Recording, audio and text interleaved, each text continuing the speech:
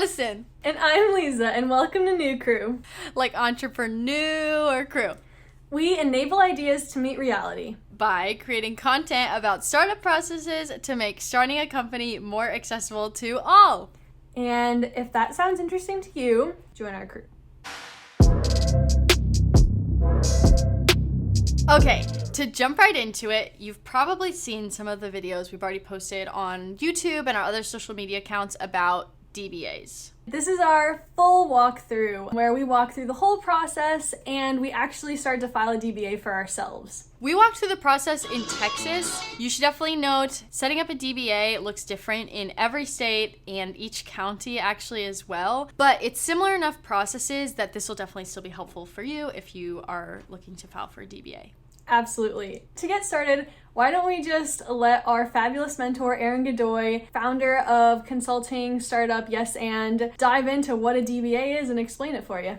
The DBA is doing business as. That's whenever you want to market yourself under a certain name. This does not have to be your legal name. It's simply a name that you are going to be advertising yourself as. Hey, we want to pass out some flyers and this is the name that's going to be on it. Why the government really wants or needs to know that, I'm not really sure, but they do require that you file to let them know that that's what you're going to be doing. And so it has no, as far as I know, no legal ramifications or permanency in any way. So now we know what a DBA is, but where the heck do you go to set one up? We didn't know where to start. And the way we start that is we say, what county am I in, and how do you do that for that county? So unless you know exactly where to go, I just search Harris County DBA. So what we're looking for is a county website. Is this county clerk? That's right. Clerk? Mm-hmm.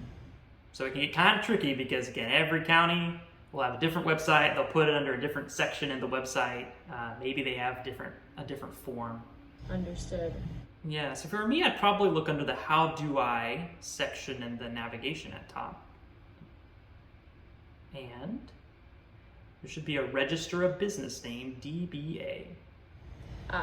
On the DBA page of the county site, there were a ton of different options for what DBAs you could file for, and we had no idea where to start. So Aaron gave us some advice on what type of DBA to file for. You could get a business assumed name, or you could use an assumed name for an unincorporated group of people, which is exactly what you guys are. Since you don't have an official LLC or any kind of company, you are considered unincorporated, which is good that they broke it down like that because that helps clarify, what kind of DBA you're getting. So we know what kind of DBA to file for, but did I hear something?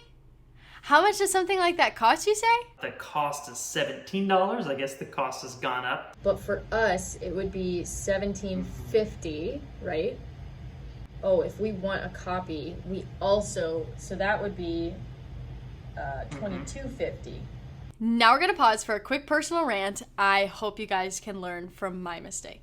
I will say from personal experience, they'll send it back if you don't send the check, and it may take months for that to happen. You thinking you have a DBA, and you don't because you forgot to read that you have to send in the right amount of cash or check. So that's right, and that's a good point. It has to be the exact amount. If you send 1 cent more than what you're supposed to, they'll also send it back.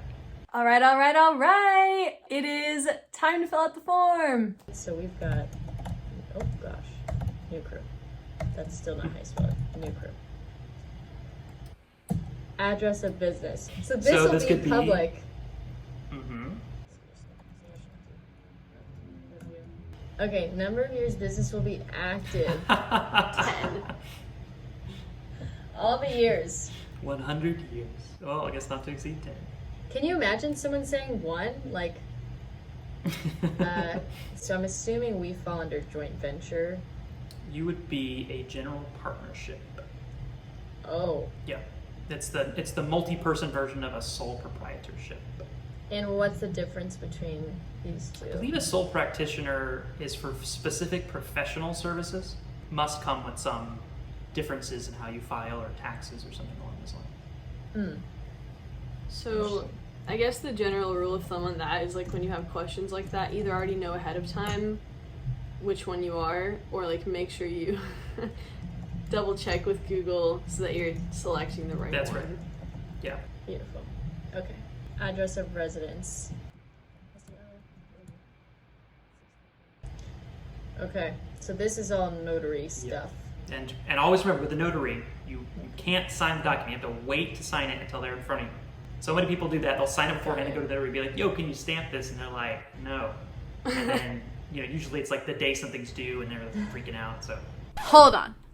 What is a notary and how does it affect me in my DBA filing? a notary, what they do is they sit down with a person who's about to sign a document. So before they put their signature on the paper, the notary will say, hey, show me your ID.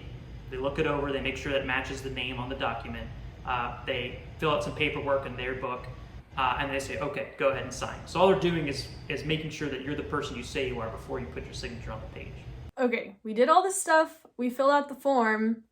How the heck do we send it in? Looks like, at least for Harris County, you have to mail it in. Is that the case, do you know, for like every county or in general? I would say that's the default. It would be exceptional if they had some sort of portal where you could fill this out online. I guess it's envelopes and stamps for us. Snail mail! Anyway, before we wrap it up, we want to share a really, really quick wrap up with you on the overall process. So, process would be fill out the form, print it, don't sign it, find your notary, then you would mail it in with a check. And those were our steps. I hope you guys were able to follow along and do it with us. Thank you again to Aaron for all of his great help and advice. We have a ton of other videos with him, so feel free to check them out. Yeah, and while you're checking those out, feel free to also drop any other questions that you might have in the comments, and we'll do our best to try and answer them and help you out. And of course, make sure you like this video if it helped you out, subscribe to our YouTube channel, follow us on all of our socials, and turn on those bell notifications. Thank you so much for letting us be a part of your startup journey. Bye! Bye.